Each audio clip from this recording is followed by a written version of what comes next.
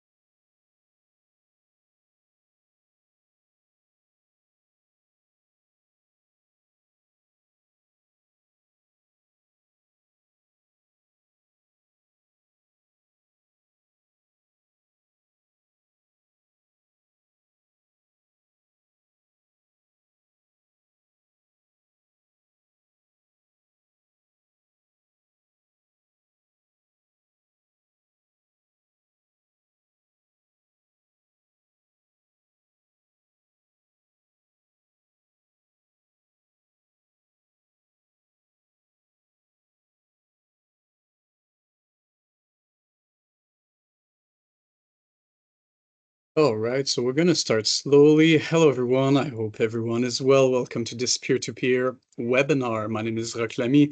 I'm a training and development specialist with the National PSP Training Center. I'll be your host for today's session. This peer-to-peer series was created to provide an opportunity to promote learning and sharing from local knowledge across PSP and to recognize the expertise that our PSP employees bring to our learning experience. Today, we're welcoming Kevin Malahy, fitness coordinator at 3rd Canadian Division Support Base in Edmonton, Alberta.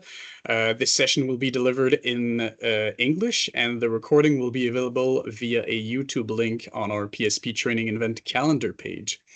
Donc, bonjour à tous. J'espère que tout le monde se porte bien. Bienvenue à ce webinaire de la série Pair à pair. Mon nom est Lamy, spécialiste formation et perfectionnement au Centre national de formation des PSP. Je serai votre hôte pour la session d'aujourd'hui.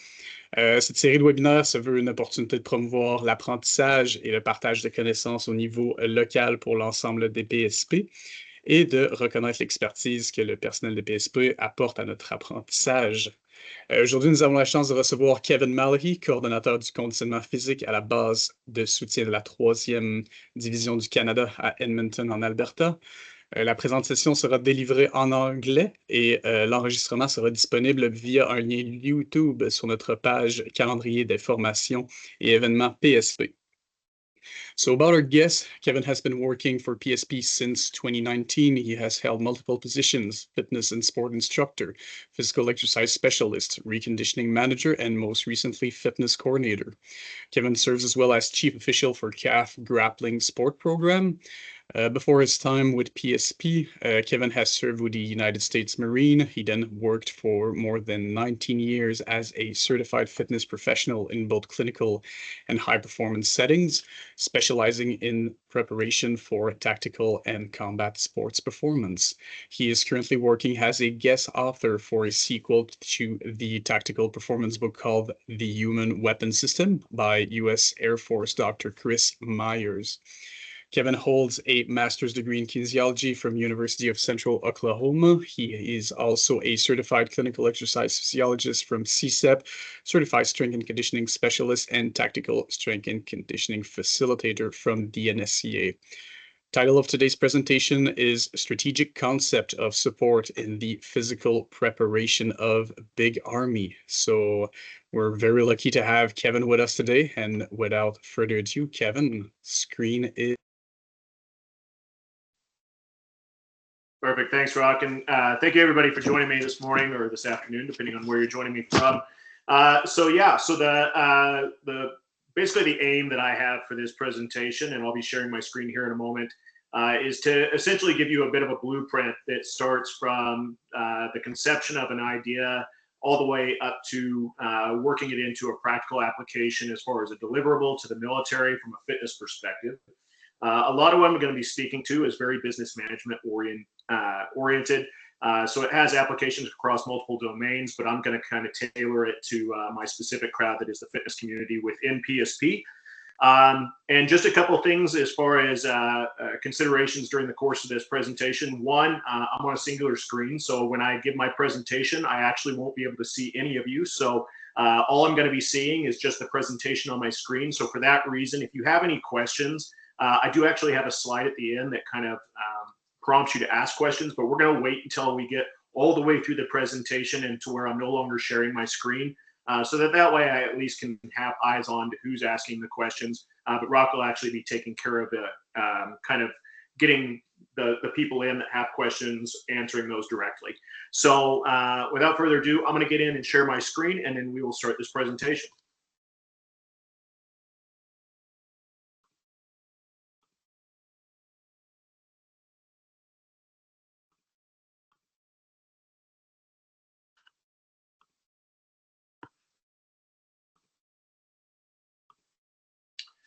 All right, so as Rocket mentioned, basically here's just my title screen, my name and my credentials here at the bottom. So I'm going to start with a story that kind of gives some weight as to what it is that we're doing, why we're doing it. So the other individual that's not me in this screen is a close friend and a mentor of mine, a guy named Brandon Bowen. He's a lieutenant colonel in the United States Air Force, and he was given the call sign Crash after the incident that I'm going to speak to. So basically, the story is going to give weight to the concept of relevance in training. So sitting with Brandon after a long workout, and the reason we have these workout pictures together is because we trained at the same facility for quite some time in Oklahoma City, and that's how I got to know Brandon. And so we were sitting and speaking one time about just kind of what his plans were with his training and what it was that he was doing in preparation for his next deployment and those types of things. And at one point, he voiced his need for doing more structured strength work. And, I'm kind of probing and asking. And he said, I have to, at a minimum, be able to squat 400 pounds. And I thought that was kind of a strange but oddly specific number that he would have in his mind. And so Brandon went on and elaborated, and this is the story that he told me. So when he had deployed in Afghanistan in the 2007-2008 timeframe, and he worked for the medical wing. Around that time is when the Humvees that the United States Air Force was using were being reinforced with armor due to the prevalence of IED blasts. And so as a result, these Humvees became quite top heavy. So much so that the actual weight of the Humvees in the event that they were teetered or tipped caused them to basically flip on end, you think like a turtle on its back. And so early in his deployment, there was another group on a convoy that took a blast from an IED, and due to the armored plating, they were actually there was no loss of limb or life as a result of the blast, but it did flip the vehicle on its side, and they were up against a building. However, as a result of the blast, it had burst a fuel line, and the vehicle subsequently caught fire. And so as a result of the fire, the engine compartment catching fire, the cabin filled with smoke and ultimately flames, and it actually killed everyone in the vehicle. And the big piece of this that was, we talk about going back to what his goal was, is that nobody was actually strong enough to open the armored doors when they were on their side, which weighed close to 600 pounds. And so as this news circulated amongst their wing, obviously it had waves of emotions and also caused, obvious fear and concern for the other people within the wing. And as a result, Brandon started training quite hard pulls, squats, and things out of just sheer fear that could potentially happen to him. So now you fast forward 4 or 5 months into his deployment, and a similar incident. They're on a convoy driving in. He's the convoy commander, so he's in the second vehicle. He's getting dusted pretty hard from the vehicle in front of him, and their vehicle actually crashed into little concrete embankments that they used outside the wire to keep people from driving in through vulnerable points in the outer perimeter of their base. And so, of course, everybody in the cabin is pretty freaked out, having this happened relatively recently to some of their comrades. And he was actually able to put his feet on the center console, put his shoulders against the door, and press it open basically through a back squat motion, get everyone out of the vehicle. And so as a result of that, at the time, he was able to squat around 400 pounds, and he said he was just barely able to open that door. So that was the metric in his mind. And so I say all that to say, now fast forward to the time that he and I know each other about 3 years later, Brendan had a really specific metric in mind as to what he had to train for. He knew he needed that number. There's an emotional appeal to that for him as well that really motivated him, which is not only the fear of his own life and limb, but the implication, having to see the ripple effect on the families and things like that for the lost airmen that he knew from that wing as a result of their accident. So I just tell that story again to kind of give weight to the idea that, like, some of the things that we're doing here, some of the, like, talking about the relevance of programs and what we're doing, even in a sense like that, that's not a classic movie setting where there's rounds coming down range or anything like that, but still had some very real world consequences and ultimately ended the life of some of the people from something that basically he showed that if you have the proper preparation physically, you could potentially mitigate that or prohibit it from happening altogether. So moving on to the next slide. So we're going to talk a lot about change as it relates to what we're doing from a delivery perspective, and also just from the environment around us. So I like this quote from John C. Maxwell, which basically says that the change is inevitable, the growth is optional. And so we're going to carry that throughout. Questions to consider. So this was something that was posed to me by Rock and the folks at the NTC to have for you guys' consideration, is to have some of these questions leading us into the presentation. So the two things that I want you to think about as we're working through this is, can you explain why what you're currently doing in your delivery is working? And furthermore, how do you know what is working is relevant to your population? And so the way that I like to illustrate this concept to people, I don't actually recall as to where I heard this first, but was we called it the sauna analogy, which is a lot of people judge their workouts based on whether or not, or how good their workouts are, rather, based on how sweaty they are, if they feel tired at the end of it, if they feel sore. And the sauna analogy is, well, I could wake you up at 2 a.m. You can meet me in the sauna and I'll punch you in the face and you will be tired, sweaty, and sore by the end of it. So that means it works.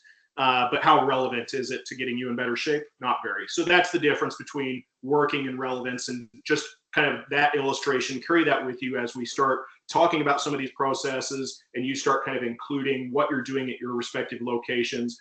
Does it work? Yes or no? And then subsequently, is it relevant? So I'm going to give you a bit of a background into Edmonton. So one, we started with a clean slate with the delivery that we're currently doing. The clean slate was the fact that we benefited in a weird way from the sense of having COVID had shut down everything. We essentially said, anything we don't like right now, we need to change it because the world is turned on end. If we told people they had to walk into the facility on their hands and that's the only way they have access, people would have learned how to do it if they really wanted to be in there. So, and that's hyperbole, but effectively we can change anything we don't like in this moment, because at the time when we were having these discussions, we hadn't even turned fitness back on yet, right? The facility is effectively in that same status of having little 10 by 10 squares, that people can work out in, you have to mask to and from. So we weren't even really at the point of doing this. So it was all conceptual at the time. The big thing that we had to start with, though, was having a united vision.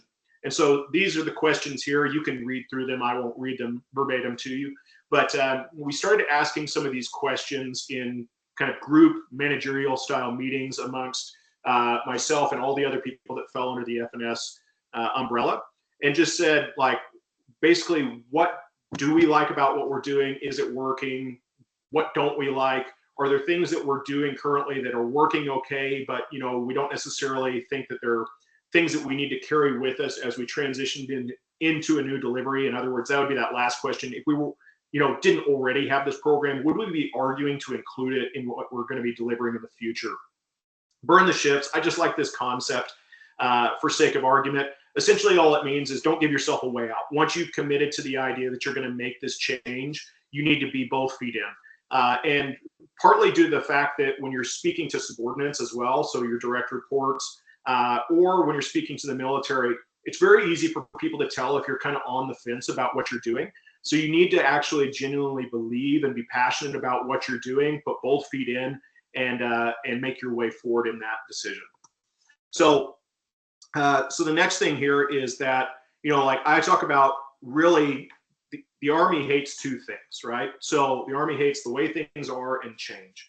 But when we talk about like what we're doing, most of the resistance people give to things tend to be a lack of clarity about what it is you're doing, why you're doing it, those types of things, more than it is necessarily that they just don't want to change. And what I mean by that is that, like, if you can show value in what you're doing to them, like an extreme example of that, if I told them that if they came to the gym every day for the next month, that we'd be able to deposit $1 million into their bank account, people would show up, right? So there has to be some sort of incentive or value in what you're delivering. It's not necessarily what you're delivering. Why you're delivering it's going to be more important.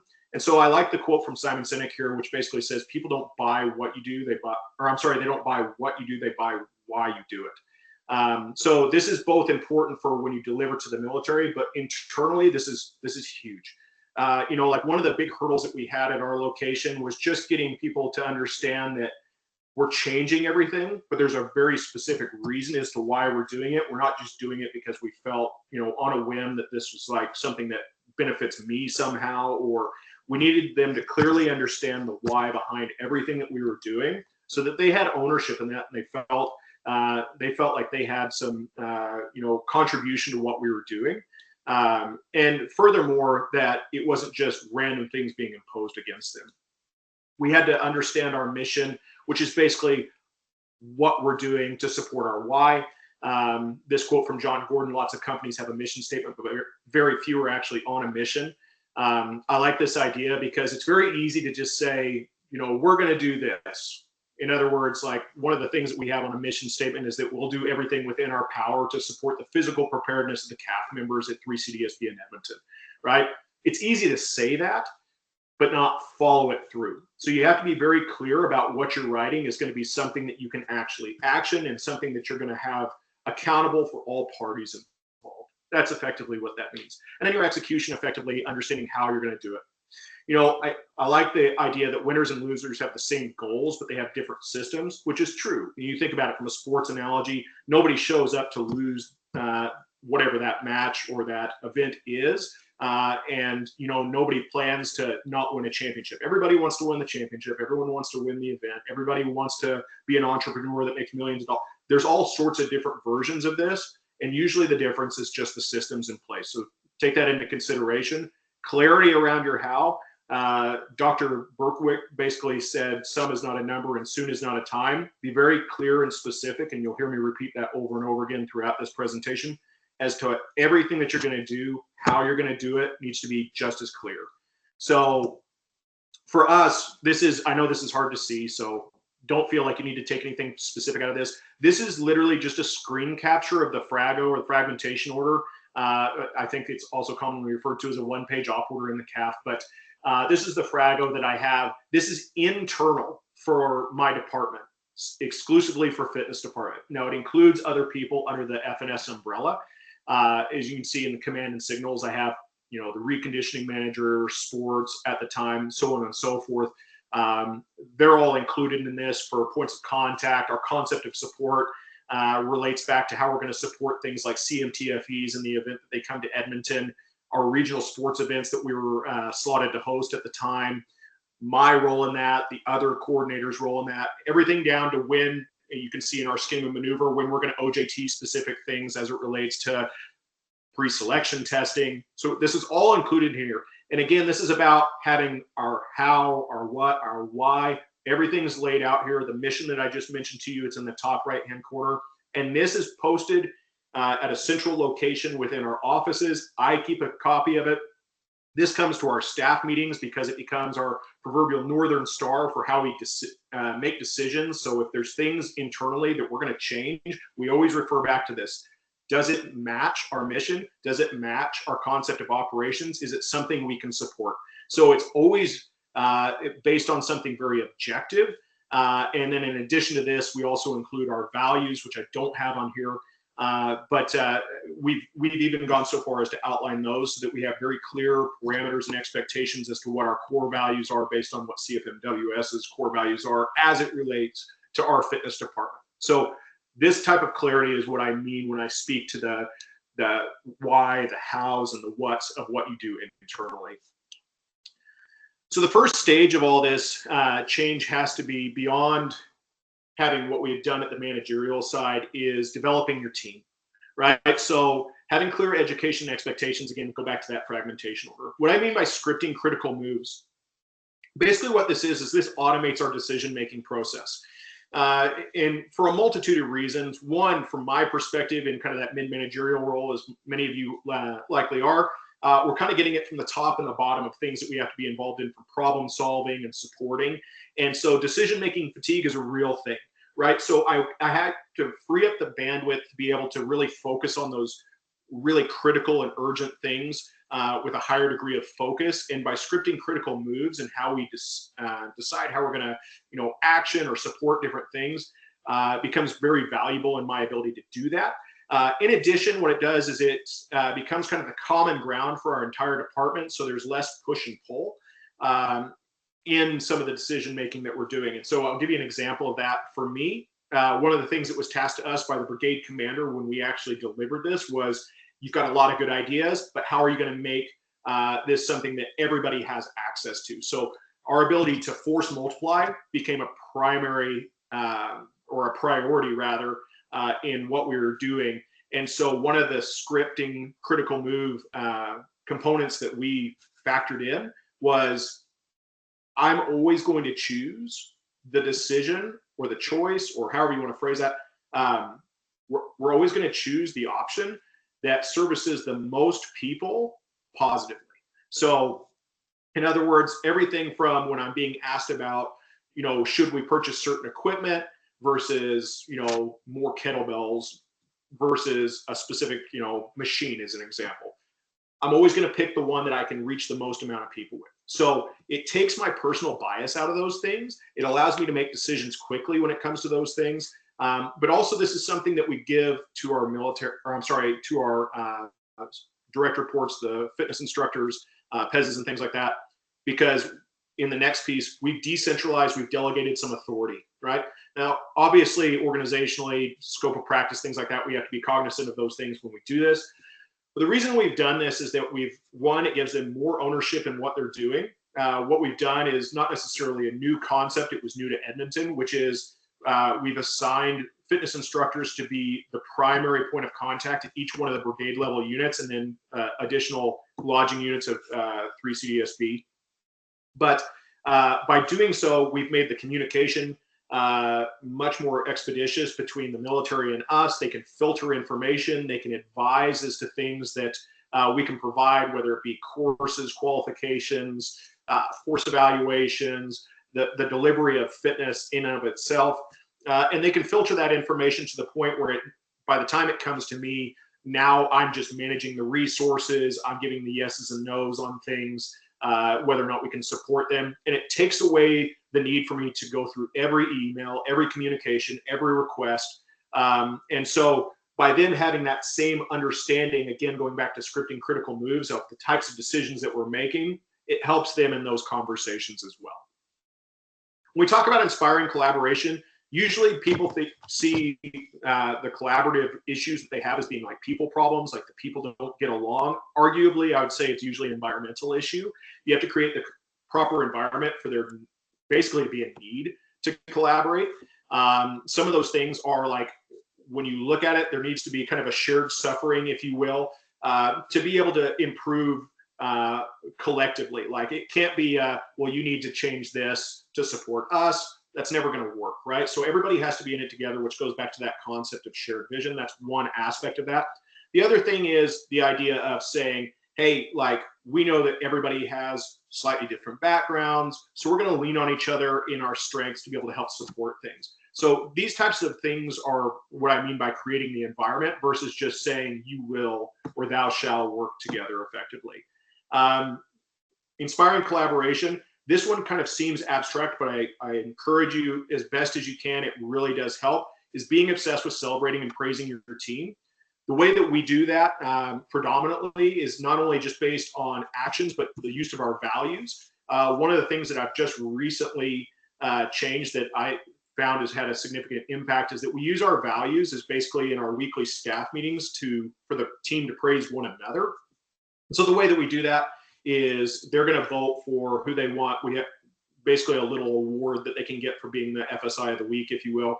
But effectively what it is that by going around the table, they can nominate one another, but they have to nominate each other based on what those values are. So using the core values that CFMWS has laid out, as I mentioned, and we put some definitions to those things to be more specific and clear. So if I want to vote for the person sitting next to me, and I say they exhibited the core value of courage, and this is how, right? So all of these types of things, they're just inspiring that aspect to work better together, to trust one another better. Allow for failure in the process, not the goal. When you decentralize or delegate authority, a lot of moving parts, right? You're going to have mistakes. So long as the intent behind the mistake is to improve what we're doing, I don't see issues with that unless they're violating something inherently bad, whether it be a scope of practice thing or what have you. But it needs to be in the same direction of the goal that we have as a collective, right? So that would be the kind of one specific thing other than the obvious things outside of their job description that you need to be cognizant of. And then the last piece, this is really for us as being the people that are kind of in that mid-managerial or in a leadership role. You have to be willing to tolerate things that are outside your preferences, but not necessarily outside your values. And what I mean by that is that if I say, hey, I've got this great idea and this is how we're going to do it, and somebody raises their hand, they're like, well, couldn't we do this instead? It makes more sense, right? I may not like that idea, but if it's a better idea, that's what we're going with, right? So again, inspiring the collaborative aspects of, even direct reports, bringing things into the equation for how we move forward. That's a huge part of it. I have an asterisk next to recruit new talent because we're all limited on that based on what we can do, qualifications that are required. But what I will say is that when you have the opportunity to recruit new talent, provided that they meet all of that criteria, make sure that they align with your passion, your purpose as a team. You can teach people, but the NTC that's leading this, they have systems in place to get people up to speed from a understanding of how to train people, how to write programs, even things like what we're doing right now. We can do the information piece of it. It's really hard to get people to buy in with passion and purpose that aligns with yours. So that is much harder to do retroactively. And so that's why I encourage, and a lot of the hiring that I've had the opportunity to do, this is very much what we did. We make sure they have all the criteria. Great, they pass the screen. And the interview that we do, these are the qualities that we're looking for. Provided that they have enough information to be able to pass the competency component and threshold, this is what we're looking for. So the next thing you're doing is we're actually connecting with the chain of command, right? So within the chain of command, some things that need to be considered when you're dealing, particularly, and think of this as if you're doing like your elevator pitch. This isn't necessarily at the point where you're having like planning discussions. This is the initial point of contact, particularly working with people that maybe it's not your initial point of contact, but you're still working to get that buy-in or engagement from them. The first thing I can say, be mindful of their time. Set your watch. I will literally set my watch and set it in front of me. I'll say, hey, I'm going to take 5 minutes of your time. What this does is, this is more or less a gesture more than it is necessarily like a hard and fast thing that I have to stay according to my watch, because I can guarantee you, I don't think there's been one time, and I don't think there will be, where that time actually mattered. The gesture in it is that I'm conveying to them that they are extremely important, not how important I am. So it's my ability to basically set the tone in the room, that I understand that what they're doing, who I have in the room, they have a lot going on, they're important. And it's a big part of what I'm selling to them in my pitch anyway, is that they don't have a lot of time available, which is why we're coming into the equation. So that's one thing. Do you have to do that? No, but I would encourage that you have some form of that to convey this idea that you're being very, very mindful of their time and the fact that they have a lot going on, and that you have important people in the room, important to you, mind you. Appealing to logic and emotion, this comes in lots of different forms. And honestly, I'm not going to dive into it too deeply here. I would say this is probably a conversation that when we talk about having questions at the end, if you have specific questions, or even if you guys want to do this offline, I can speak to this more specifically once I have a genuine understanding of who you're dealing with and some of the conversations that you've had. But what I will say is that the information alone won't initiate change. I use the illustration of if you have people that are, they give recommendations on diet, but aren't in good shape themselves, right? They have all the tools, they have all the access, they have all the information. That doesn't necessarily translate into changing the way they do things, right? Doctors that smoke cigarettes, probably much less prevalent than when I was growing up, but like same concept, right? So the information alone won't initiate the change. You have to appeal to some sort of emotion with them. And the emotion doesn't necessarily have to be, people use that word in context of like, it's very touchy-feely. It just needs to resonate on a deeper level than just their ability to like reason and logic. That gut feeling that you get, that would still be quantified in emotion, right? So those things need to be considered both. And this can come in all different shapes and forms. Again, I can give specific examples if people want, but it'd probably take us having questions and or conversations as it relates to your respective location. Listening with respect. I know that I'm challenged to do this, but what I mean by this is go back to that concept of setting your watch. This is kind of the complement to that. So setting your watch, you're only going to talk for so long. Listening with respect is the inverse. I'm going to do zero talking. I'm not even going to agree when I hear them say things unless they ask me for a response. This is something that has to be practiced. It's, people think of like empathetic listening where I'm regurgitating information back to you. But the problem with that kind of concept of the listening and versus what I'm speaking to is that you're still in the mindset that while somebody's speaking, you're in the process of generating a response. You're not really listening, right? So this does, again, it conveys that message that of how important they are effectively rather than how important I am in the room. I literally, once I open the floor to, start asking questions, these open-ended questions, letting them fill those gaps, whatever that looks like, I do nothing but sit and will look at them intently. And if need be, I'll jot down a handful of like single word notes as prompts. And then once they're done speaking, then I'll basically verbalize it a lot of times. Like, give me just a moment. I'm going to kind of formulate my thoughts here. But the reason that I do that is that it's so, particularly if we're excited about what we're delivering, it's so easy to interject, interrupt, or be too leading in our questions versus letting them speak. And I find that becomes an inherent barrier, particularly with senior military personnel. Like if you've ever sat in a room with somebody, an RSM or somebody, they don't like being spoken over, just generally speaking. So, but it's really easy for people to get into that rhythm of, oh yeah, or oh yeah, I knew that already, or whatever that is. And those types of responses basically deteriorate the value in what they're saying. So that's the respect piece of what I say with listen with respect. So it's kind of the dual layer of being sure that you're actually taking the time to listen to what they're saying, but also being respectful in showing, again, that value that they bring to the table and not eliminating or deteriorating or whatever the context or the comments or any of the content that they're bringing to the table by interjecting, cutting them off, interrupting, however you want to perceive that. So that's what that is. And I can't speak to that enough, but I am going to move on just to be mindful of time. And then how it benefits them directly. So what motivates those in the room? That kind of goes back to the emotional appeal piece of it. And when I say how it benefits them directly, it can be depending on who's in the room. Sometimes you have to appeal to that specific person, not necessarily the collective them in the room. And so what I mean by that is that, I've had conversations with several other coordinators and managers at any given point in time where people have said that they don't like what we're doing, or they don't necessarily, care what we bring to the table or what have you. Again, I would argue that that's probably because the product doesn't resonate as being valuable to them, or it's not relevant to what they're doing. But more so than that, sometimes there's a personal motivation by the person that's kind of becoming the barrier. if you can kind of trigger what that is based on your conversation, sometimes that's enough that you can start having more of a genuine, like, okay, here's what we're looking at.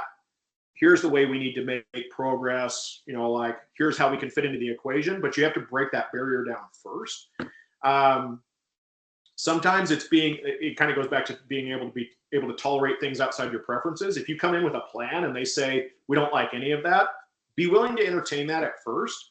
But again, start trying to listen for the things that are they motivated by the fact that they want their, like, subordinates to like them? Like, that's a very real thing to consider, right? So be mindful of all of those things that factor into it. Again, kind of going back to appealing to logic and emotion, though, I can have these conversations with you guys one-on-one, or if you have questions about it, we'll talk about it at the end. But that can be very dependent on the people that you actually have in the room. So now kind of meat and potatoes of how we do deliverable things, right? So a needs analysis. I've asked pretty ubiquitously as best I can across contexts that I have, or established contexts that I have, as far as how people do this. And in most cases, I've heard a lot of things like, limitations on time. Again, people aren't necessarily interested in it, those types of things. The more I've probed this to the people here on base, even with those same types of sentiments shared to me before I rolled into this specific role as the fitness coordinator, it's not true. There is an absolute appetite for this, and people are on the CAF side are identifying that, like, even within Edmonton, there's a working group that's happening within 3CanDev. They're identifying the fact that they've seen there's, issues, with physical preparedness and wellness and all these different things that, they've known about for over a decade, but they continue to work in the wrong direction. People are getting in worse shape. People are becoming less deployable. And so there's an absolute appetite for giving good objective data, being able to show ways that we can alter and change our delivery to be able to make progress in the right direction. And so I would argue that if you're not doing some form of needs analysis with your folks, then you're guessing realistically as to what they need and why they need it. And, go back to Brandon's story. If we're guessing on how we prepare people as it relates to something that can have potentially loss of life or limb, it's just irresponsible, honestly.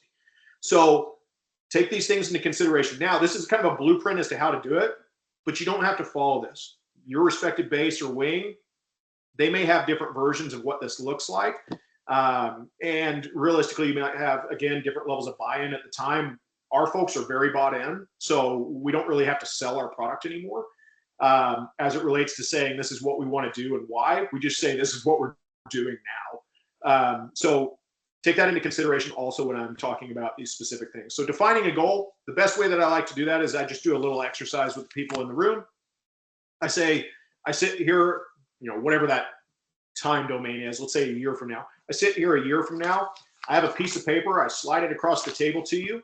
You read that piece of paper. It says whatever it says.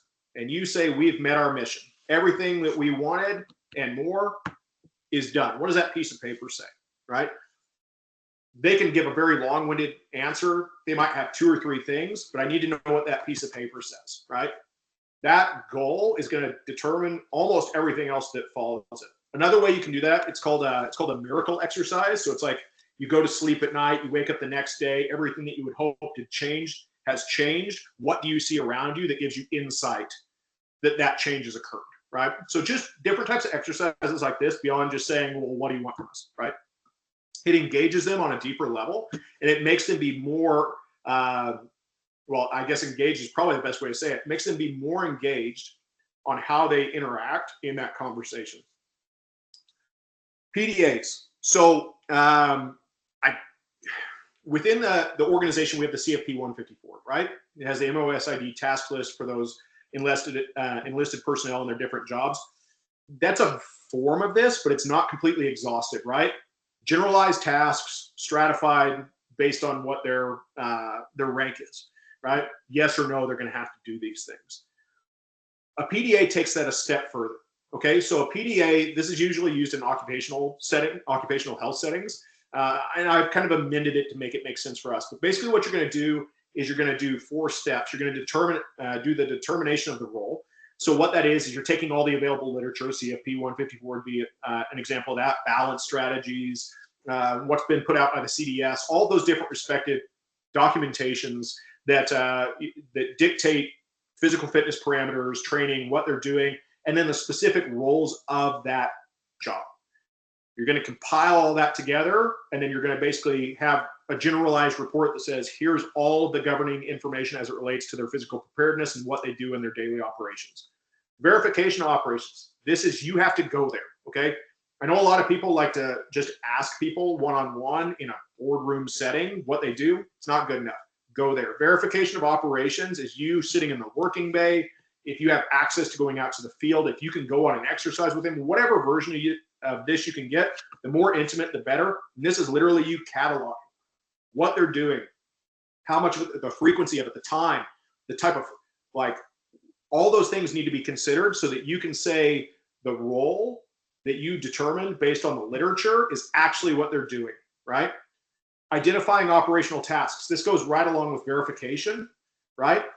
Now you're actually writing down what you're seeing as far as like, okay, well, they bend and stoop for long periods of time. They, you know, like their vehicle tech is the example I'm going to use that you'll see here in just a moment. They're, you know, maintaining a vehicle from a forward flex position, right? And then quantifying the demands, right? How long did they do it? How much force did they have to apply when they were doing it? If they're lifting and carrying things, how much does it weigh? How many times did they do it? How many times did they do it throughout the day, right? So these are the types of things that you need to actually have analytics to, because it's going to determine what your testing protocol is, right? Just a little subtitle there for your testing protocol. What gets measured gets managed. If you tell people, just as an example, you guys have weak cores, they're probably going to hear sit-ups, right? If you have people that have weak cores that are resulting in generalized low back pain when they go rucking, and now they start doing a bunch of sit-ups to meet your protocol, you're probably going to have a bad outcome. So understand that the verbiage that you put around and the things that you test in these testing protocols is ultimately going to determine what they do in training, particularly if you're not dictating what that training looks like. So be very mindful of that when you piece together these testing protocols. Okay, so this is basically an example of what a PDA might look like. Again, if you guys have questions about this, you don't need to, you know, like screen capture anything. I can send this stuff to you. This is a fabricated one, mind you. I just made this for the sake of the presentation. But you have a physical demand. They're carrying, prolonged forward flexion. They're lifting things, what they're doing, the actual task that they're doing, moving tools, maintaining vehicles. Frequency, okay, so this is basically, there's a key down at the bottom. Do they do it a lot? Do they do it some of the time? Do they do it kind of infrequently? Do they basically never do it except maybe once or twice during the course of their day? Essential or non-essential is it something specific to their MOSID, or is it something that they're just asked to do throughout the day? I just threw in like cleaning the work bay at the end as a non-essential example. All the other things on there would be essential in this specific case, okay? Description of the task, that's just going for and elaborating more specific what they're doing when we're talking about the task that's on that left-hand side. So once you get into your testing protocol, again, that's going to be predicated on what you found there. So in other words, you know, like we talked about like lifting, carrying, I had some weights associated to the side. You might say, you know, like what's something that I can do that's, you know, easily repeatable. You know, I can say that there's some translation into what they're doing in their job. Like there's different elements of that you want to factor in. And I'm going to generalize a testing protocol, right? And I want to be able to test those different physical competencies. I want to be mindful of the fact that if I do incur this testing protocol, that they're probably going to start doing training things as it pertains to it. So I want to make sure that it doesn't have any negative outcomes that I can foresee. So I create that testing protocol, again, based on that PDA. Now, once you get the results of that testing protocol, you need to prioritize what you saw. That's what I do within the modified failure mode effects analysis. And FMEA, they were used for production lines in the Army, US Army, way back when, to identify failure points in the production line, like a seatbelt that doesn't click, how often does it occur, those types of things. I use this for physical discrepancies, which I'll show you here in a moment. And what it does is it becomes a mathematical equation to say, this is the biggest gap in what I saw. it's a high priority item, and it needs to occur in your training more frequently, effectively. And then it basically writes your program for you, if you will. Now, you're going to still have to pick what those exercises are as it relates to meeting what you saw in the gaps. But it's going to basically write your programs for you and take all the personal bias out of it. Do your gap analysis once you've done your FMEA. It's a proprioceptive feedback tool for the chains of command that says, here's where you guys currently stand. Your goal, as it was defined, is somewhere over here to the right. And here's the things that need to occur between those 2 points. A pre-mortem analysis, all that is we talked about the goal setting piece. It's basically the complement to that inverse, if you will. We talked about the goal setting. Envision yourself a year from now. What does that look like? Pre-mortem analysis is basically the same thing. Okay, a year from now, we didn't meet our goal. As you see it right now, what would have went wrong? Like, you know that like so-and-so doesn't support the training plan, or we don't have enough resources as it relates to space and time in the facility, or whatever that looks like. Start it, because identifying those things is going to help you when you start actually getting to the point of laying out what needs to occur in the delivery of the program. So now you have a goal, you've got what their job entails from a realistic perspective on the ground. You've conducted baseline testing, you've prioritized those results, you've identified the gaps, and now you've identified any potential failure points within those gaps that may occur that could prohibit us from getting to our ultimate goal. You're going to connect all that information to the chain of command. This is probably next to actually getting buy-in, the most valuable piece you can do. A lot of people skip this. They have those conversations, they start delivering, and then they never go talk to the chain of command again because they got what they wanted, which was they wanted access to the troops. You have to be able to do this piece. Otherwise, you're not going to get any continuity with them to where you're going to get buy-in down the road. And most likely, there's going to be no accountability. And this is where you're going to start seeing adherence issues. Okay, so summarize what you found. Okay, put it on a single page: who, what, where, when, why, how. Direct the path. All that means is that you're going to say, here's the things that need to occur. And that could be everything down to like force evaluator courses. We need to get force tests, at this time. So that's why we need these force evaluators. Like, and you're starting to talk about those things as it relates to an annual calendar, whatever the specific parameter of time is that you've outlined in your goals. But you need to start showing them what all needs to occur. But we're not talking about exercise methods. They have you for that. They don't care about reps. They don't care about sets. They don't care about exercises. They need to know what processes are going to occur from point A to point B and how you're going to manage those things. Small solutions to big problems. Basically, that is that you're not going to be able to find one thing, most likely, that solves all your problems in one foul swoop. It's just not going to happen. And so the thing here is that you've identified in your priorities what needs to occur most, basically, in this time frame. You've done your gap. Find the things that are the low-hanging fruit and go after those first. Basically what you're doing, and this goes back to getting buy-in from the chain of command, is that you're basically setting yourself up where there's no way for you to fail. Results are the most motivating thing you can present somebody. So you need to basically engineer the wins for yourself and for them, because motivating for you, it's also motivating for them, and it builds trust, right? But not only that, if you're waiting until you actually have the big solution, you're probably never going to actually do anything. You're just going to basically continue to plan. It's kind of that perfectionist conundrum, right? Like you're waiting until you have everything considered. It's not going to happen. Things are going to change. Their operational tempo is going to change.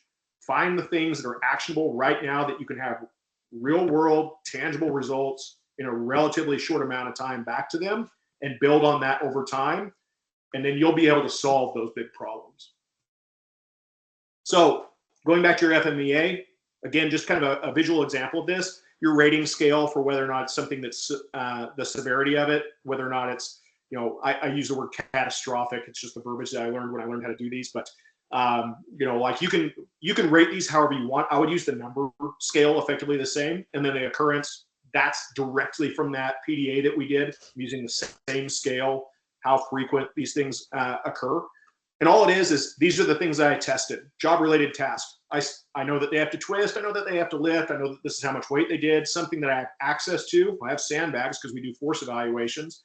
Like I just need to get a handful of sandbags and load them up to the appropriate weight if possible. And then all I'm going to do is I'm going to have them turn and lift to the wall because I need the rotational aspect of that, assuming that they have the physical capacity to do that. It's a really easy test. I already have all the mechanisms in place. I'm just modifying it a little bit to make sense for what their respective job is. I'm going to identify deficiencies, very generalized here. This is also because I'm going to be presenting this information to the chain of command. So if I get too deep in the weeds on what it looks like from a biomechanical standpoint, it doesn't resonate with them. So I need to make sure I keep that verbiage something they can understand. So deficiencies identified, how it affects their operations. Well, because they're bad at this, I'm going to have an increased probability of lumbar injury, right? The severity of it, high, because they do this stuff all the time. And a lumbar injury can take somebody out of the equation for long periods of time. How often do they do it? Quite frequently. So I just used my number score here at the top. I put them in the respective areas. I multiply them together, okay? And so this number here at the end, basically all that is that's my risk probability number. So I'm going to take that into consideration. It's a 63 out of 100. Here's my recommendations for how to basically fix that. Again, we're not talking about exercises yet, just generalizations. Same thing.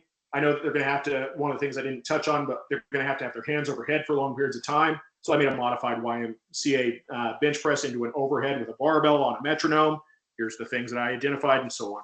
And again, this can be as long as it needs to be, but this just kind of gives you a general idea of what that looks like.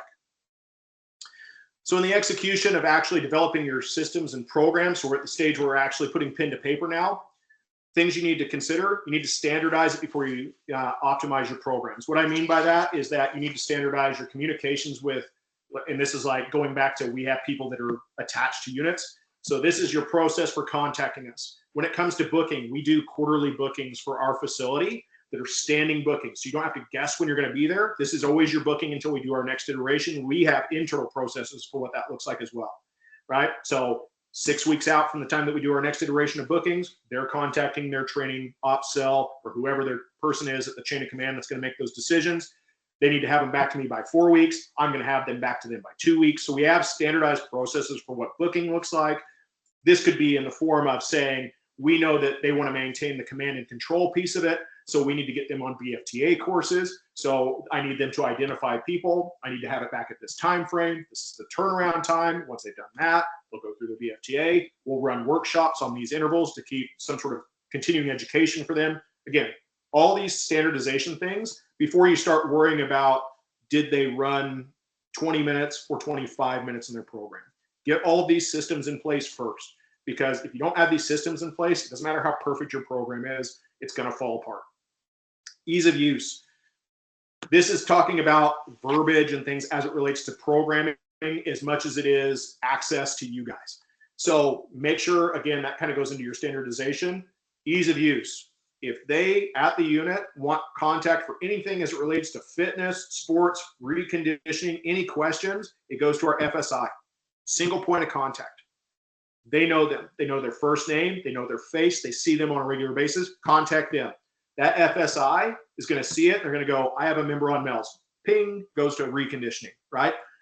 The reason that we do this is that if we don't, it takes them an eternity to figure out how to get to our reconditioning manager half the time, right? Or they go straight to them with, questions as it relates to fitness things. Then they have to relay it back to us because we found out they weren't on MELS. Whatever the case is, I'm using that as a specific example, but this now makes it easier because they know that for anything they need, it's going to go to that person. And if it's not something they can directly support, it's going to get relayed to me with a sports cord, with a reconditioning manager. And then if we can't support it, it goes through our chain of command. It makes a very easy process for them when it comes to getting requests for services in, right? And then I talk about down to a pen and paper level, keep your word count low. I used to tell people if your exercise descriptions can't fit in a tweet, it's too long, right? They're not going to read it. You're wasting your time. You're wasting their time. Simplify what you have. If you need to give that degree of an explanation, you should probably meet with them in person. Don't put it on a piece of paper, right? So color coding, that's another version of that. People have associations. Green means go, red means stop. Do everything you can to simplify your system. Minimal effective dose.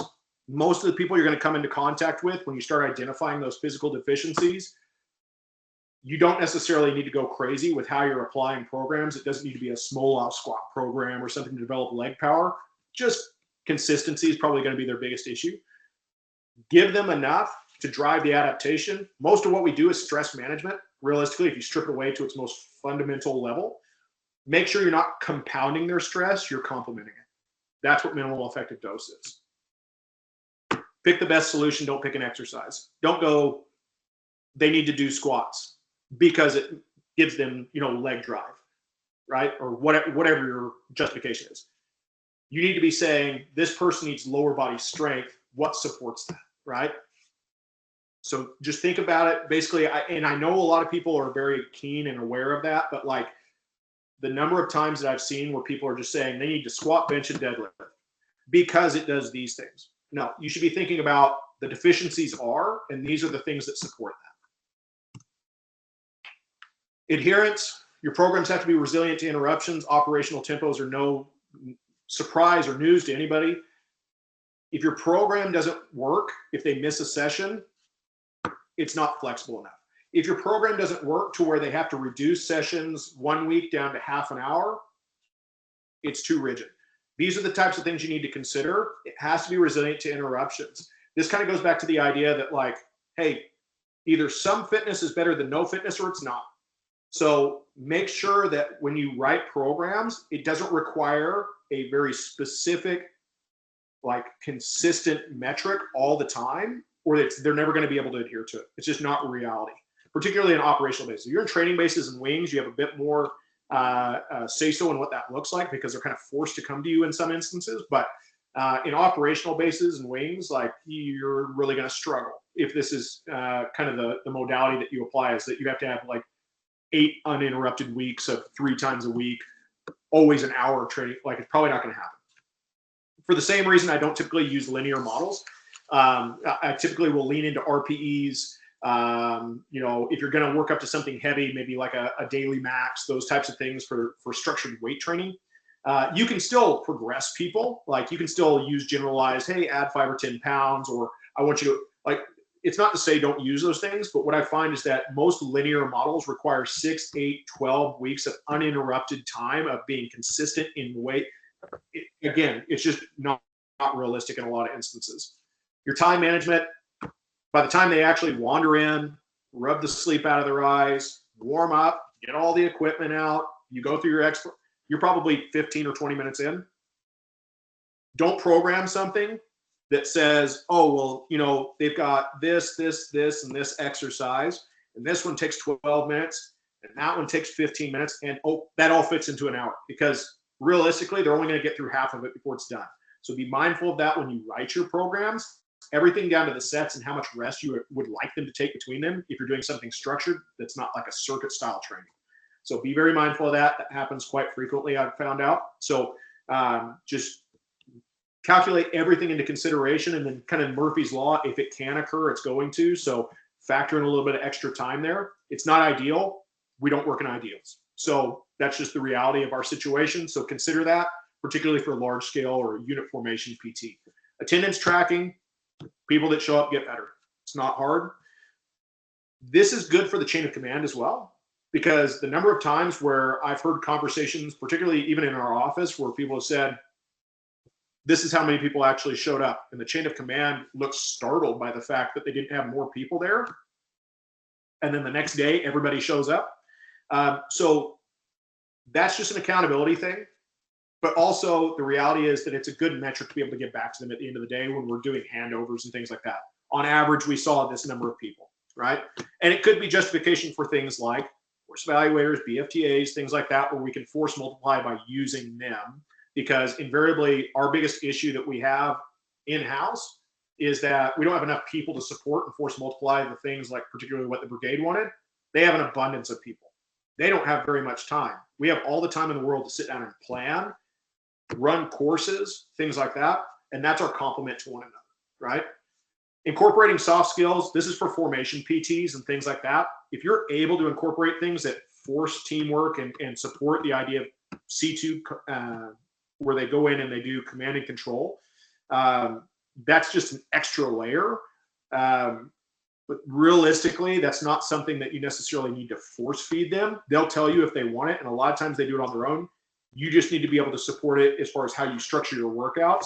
And it doesn't have to be an every time thing, but definitely ask that question when you're doing your planning. If it's something that they want in their programs, is that ability to develop leadership skills and the ability to command a group and things like that.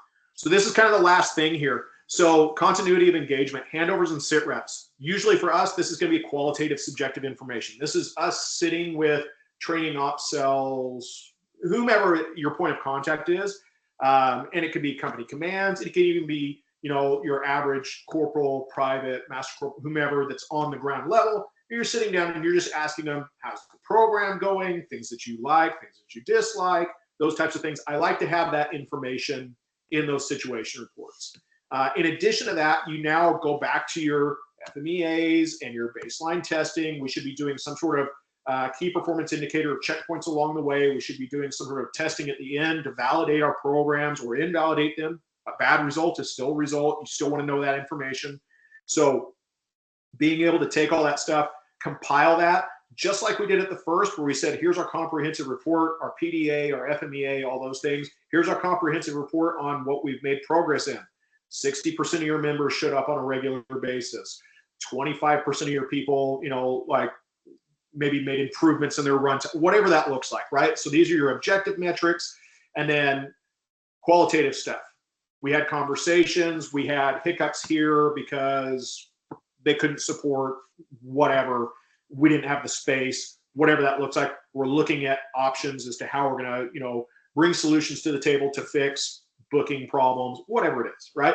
And just having this comprehensive report, because when you go into these handovers with change of command, if you're able to produce all this stuff, here's where we were, here's where we are, here's the solutions to our problem, you're not doing buy-in anymore. You're just now a part of the team. They rely on you. You're an integral part of their preparedness plan, and that's where we're ultimately leaning towards getting our people involved, is where they're at the point where they're in planning stages, they're liaising, they're advising.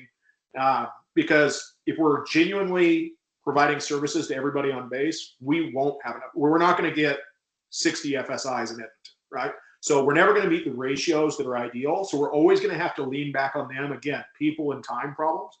So, but our ability to do that and be in that role where we can say, here's everything that we've done, here's our advice moving forward, that's really where you're going to get the truest form of buy-in. And then for us internally, revision of stagnant delivery and eliminating excess. This goes back to our baseline questions. What are we doing that's working? Why is it working? Sometimes people have a hard time answering that question. Why is it working? If you don't know why it's working, when it's working, you will have no idea how to fix it when it's broken. You won't. And then in addition to that, it's working, but is it relevant? Again, think back to our sauna analogy. You're tired, you're sore, you're sweaty, but am I any fitter than I was before I showed up, right? So once you've done that, you've effectively now rinsed and repeated. We're back to the point of setting goals, doing our needs analysis, doing our testing, prioritizing, organizing, standardizing, and then giving ourselves back to the change of command to say, here's where we're going and why. We've cleared a path, we're implementing, and then we're ultimately reporting it, right? So again, a lot of information in a relatively short amount of time. But again, I'm going to wait until I get off the screen here in a moment so we can do questions. But hopefully the intent here was that I kind of laid out a blueprint as far as like starting with your team, connecting with change of command, planning and developing, actually implementing, having some semblance of continuity and adherence, reporting those findings, and working your way back to the start point. I have contact information up here for any of you guys that may want to contact me offline. Again, I'll be sticking around for questions. I say WhatsApp just because, I don't know, it seems like everybody has WhatsApp. So, but that's essentially my cell phone number. So you can text me too. I don't care. That's fine. Identify yourself because I get spammed a lot for whatever reason. So if I don't recognize you, I'm probably just going to delete it right out of the gate. My CFMWS email. And then I share a lot of this information on LinkedIn. That's why I put it on here. So if you actually care to get, like little updates on like buy-ins, chains of command, stuff like that, I kind of use that as a place to essentially journal. So for those of you that follow me on there have probably gotten tired of seeing me post, but anyway, that's another resource for you or access point for you guys if you want to contact me through there. So I am on there as well. But I appreciate you guys' time. I'm going to pull my shared screen down, and then we can get into any questions you guys may have. Thank you, Kevin, for your presentation. So if anyone attending the webinar has any questions or comments for Kevin right now, now would be the time to ask them. Feel free to raise your hand or write down your question in the chat. And while thinking about it, I just published a short poll regarding the webinar. If you could please fill it out, we would really appreciate it. It's only 2 questions form that would help us monitor and evaluate the webinar. And the second question, it's actually how many people are watching your screen right now. So I'm alone in the office, so I will put 1. But if you're watching this with your whole team or so, write 2, 3, 4, and so on. Thank you.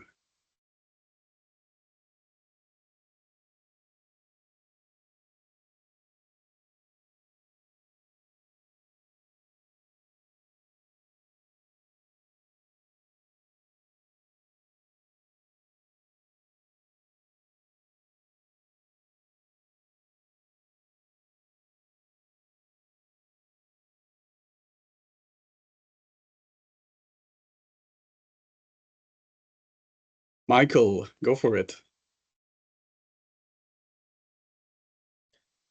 Hi there. Michael from CFP Gagetown. Kevin, great presentation. Thank you so much for, Thank you so much for sharing that. I'm probably going to end up actually taking some time with you at a later date, if that's okay, to go through some more stuff. As I understand, Edmonton is like basically the largest training base, if I'm correct, on that. And we're at Gagetown, like somewhat similar in the second largest. So I'm really interested to hear your model and how you do all the stuff that you say you do with the staffing numbers that you have. So running the BFTAs, running all these classes, running that model that it's efficient and effective, and you get the buy-in from the local unit while still having like, I don't know how the turnover rate is at your base, but like we have a decent amount of turnover in staff. So how you still battle that through, I get kind of an explanation of that, but and how you have handover between that. Because like for our FSIs, we get so many people that are either at the end of their career or at brand new out of school. So kind of how you have the contingency plan where people are progressing into different roles in the organization, etc. So I was just kind of wondering if you could speak to essentially where you started with this. You said burn the ships, etc. Did you start with one specific, let's say a lodger unit to work on that to get that buy-in from that one group, and then it's kind of like now a whole Edmonton wide thing? Are you still experiencing that problem that you're getting buy-in from other units? How does that work? Yeah. So yeah, a lot in that. So I'll kind of systematically work through it quickly. So yeah, as far as like the burn the ships concept, so like some of the things that were handed over to me was, like we had like a class list that they could choose from. I was like, well, not doing that anymore, right? So like, because the intent behind that is that the individual that's at the unit is usually, that's getting assigned traditionally was like a private or corporal. And so you were getting this random training plan based on basically what that random corporal or private either knew was on that list or liked off that list. And that's going to change, or it's not going to change ever, right? So like it was this kind of weird, and I was like, it's not a good model for something that we're trying to have very like specific prescriptive approaches to. So I just took it away as even being an option, right? It became at first it was, we want a mobility class. Be like, well, what's your actual issue that you guys are dealing with where you guys feel like you need a mobility class? Like I started just asking probing questions like that. And a lot of times they're like, oh, I don't know. So I was like, how about this? How about we come over and talk to you guys and we'll lay something out. We'll make something specific for you guys that you guys can follow. It was that simple with a lot of people to at least get us in the door.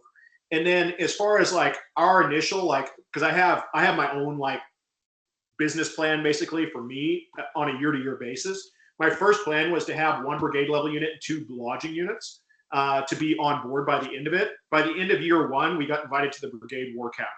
So like there was such an appetite for it. As soon as one group said sort of okay to it, everybody was like, well, they're getting special treatment. I want that, right? And so even with people like, I'll give kudos to one of my FSIs, Kristen Atkinson. She was assigned to 1PPCLI. Her first meeting happened in our office. The guy sat probably 6 feet away from her, and with his arms crossed, and he goes, "We don't have a good relationship with PSP." We're like, good start, right? So, and so like, but she went from that to the point that she has an office at 1PPCLI. So like, the massive shift and change, it kind of happened organically just by virtue of us continuing to knock at the door. It's basically like sales and marketing pitches. Like we just continued to knock on the door and show people there was value in what we were doing, and that. And honestly, one of the things that I did right out of the gate that got people to perk their ears up is I walked in and I just owned the fact that we had done a poor job of delivering to it. Right? I just walked in and I basically was like, "Hey, we've done a bad job of doing this, but here's all the things we can provide to you guys. And we've done a bad job of messaging it to you. I don't even think that you guys know that we have access to this, this, and this, and we can provide these things, right?" So that was one of the other things in that too, is that we had to basically walk in kind of hands up and be receptive to the criticism that was going to come. So that's the other piece of that.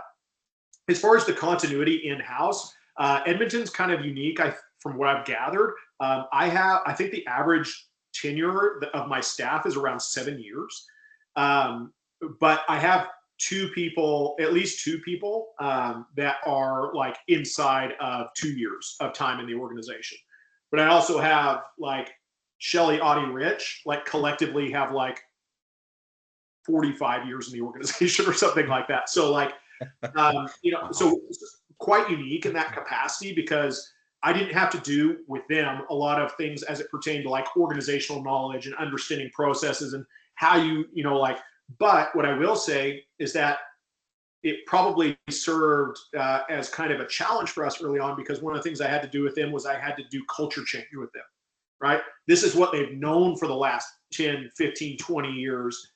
Hey, we're not doing that anymore, right? So like, and so getting buy-in from them probably took the longest, because they were in we've never done that before. Whereas the people that came in early, that's just the way we do things here, right? So that would probably be the biggest challenge there. And you talk about like turnover. One of the things that we have in-house is that we have a locally funded FSI position.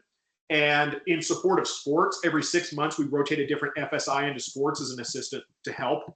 And then their primary role is assisting in sports-related requests. That internally also rotates, that mechanism also internally rotates who they're overseeing as far as the units that they're responsible for. So, Mike, if you and I are like, if you're overseeing the Patricias and I'm in sports, when you come down, now I oversee the Patricias, you're on sports, and then the next person that comes down is overseeing LDSH. Now you have LDSH, and so on and so forth. So it also has an internal mechanism there, so people don't feel pigeonholed to always see the same unit forever and ever. But it creates that rotation as well. The other thing that forces, though, is it forces the engagement, because part of their handover is they produce that sit rep. They go and meet with the chain of command. They do all that. So it forces those mechanisms to happen more frequently as well.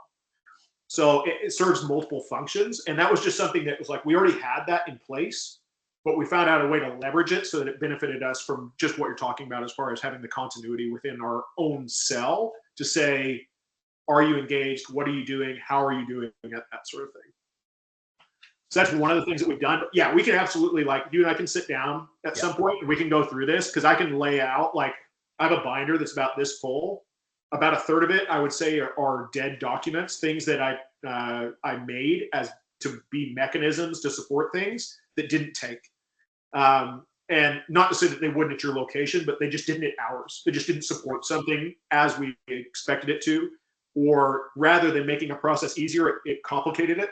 So we took it away. Yeah. Awesome. Thank you, Michael, for your question. And just to respect everyone's time, we're gonna go from there. Thank you all for your participation in this peer-to-peer webinar. Thanks also to our guest speaker one more time, Kevin, for that wonderful session. Our next peer-to-peer webinar will be on Friday, July 12th at noon Eastern time with another Kevin Saint-Jean, health promotion specialist in Valcartier, Quebec. To view Kevin's webinar overview, you just have to go on the PSP corner into the PSP National Training Center page, and you will be able to see our Canva calendar with our next upcoming SMEs, pardon. And if you are interested in delivering a peer-to-peer session as a guest speaker like Kevin did today, I will just invite you to fill out our guest registration form.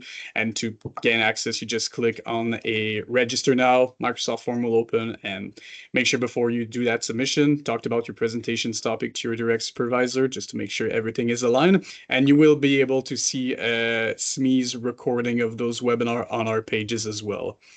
And really that is it. So if you have any questions related to Kevin's presentation, his infos are in the chat right now. And if you have any question related to the peer-to-peer webinar series, please feel free to contact myself or Jackie Laframboise. So thank you all. Thanks again, Kevin. We wish you all a wonderful weekend and hope to see you in our next webinar. Thank you. Thank you, everyone.